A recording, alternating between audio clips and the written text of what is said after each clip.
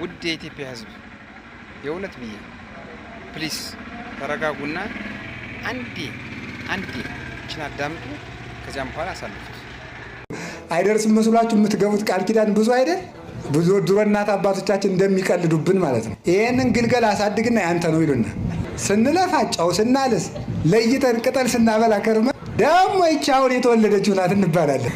አይ መከራችን እኮ ነው እንደሆነ ስንለፋ ይሄ እንግዳ ስለሚመጣውን ልናርደው ነው ፊኛውን እሰጣለሁ ለአንተ እንባላለን። ከስረን ቅርት እንደው ይገርማል። እንደዚህ እኮ ነው ማለት ነው። የአንዳንዱ ትዳር ቃል ኪዳን እንደዚያ ነው አይደለ? እንደዚህ አይደርስም መስሏችሁ ማለት ነው። እንዲያው እሺ በይኝ እንጂ እኔ እንዲያው ምንም እኮ ነው።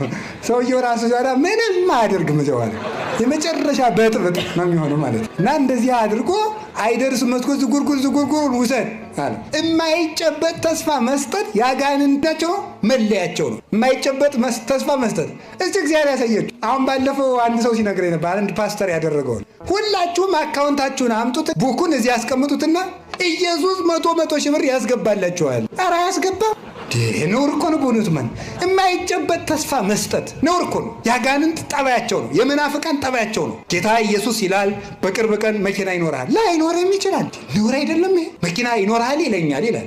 ባይኖረው አይጠየቅም። እዚያ በኋላ በቅርብ ቀን ባንኩ ይሞላል። ከየት መጥቶ ተጎልተህ ያልሰራውን ነውር እኮ ነው። ያልዘሩትን ማጨድ ይቻላል። እንዲሁ የእነሱ ጅልነት እኮ አይደንቀኝም። የእናንተ እብደት ነው እኮ። እናንተ እብድ አይደላችሁም። እዚያ የሚያብዱትን ነው። እንዲሁ በጣም ነው እኮ የሚያስደንቀው በእውነት ማለት እንደዚህ አድርጎ እና እንደ ላባ አይደርስም እየመሰላቸው ሲደርስ እንጨናነቅበታለን ብለው የሚያደርጉ ሰዎች እግዚአብሔር አሁን እንዲሁ እያሉ የሚስቅ እግዚአብሔር አንዱ ያደረገውን ሰምታችኋል። እግዚአብሔር ስንት ሴቶችን ነው እግዚአብሔር ከኔ ውለዱ ብሏቸዋል እያለ ሲያጃጅል አሁን ደቡብ አፍሪካ ታስሮ ያለ ከ60 በላይ ሴቶችን ነፍሰ ጡር አድርጎ ማለት ነው። አሁን ይህንም እንግዲህ ጌታ ኢየሱስ ፈቅዶ ብሎ የሚቀበለ እብድ ንፍልል ማለት ይህ እኮ እውነት ነው የምነግራችሁ። የማይጨበጥ ተስፋ አንሰማም። እስኪ በሉ የማይጨበጥ ተስፋ በሉ። ምን አንልም። ደግሞ ምንድን ነው የሚለው መጽሐፍ? የሚታይ ወዘሰ ዘያስተሪ ኢኮነ ተስፋ። እስኪ በሉ ሁላችሁ የሚታየው በሉ ተስፋ አይደለም። በሚታይ ጤና ይሰጥሃል። በቅርብ ቀን በእግርህ ትሮጣለህ። በቅርብ ቀን እሺ አዳመጣችሁት?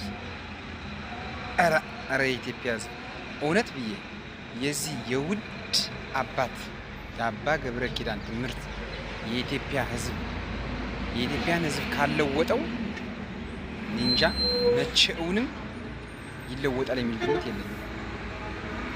በቃ መቼውንም የማይለወጥ ሕዝብ የአባ ገብረ ኪዳን ትምህርት ሰምቶ ካልተለወጠ እኔ እንጃ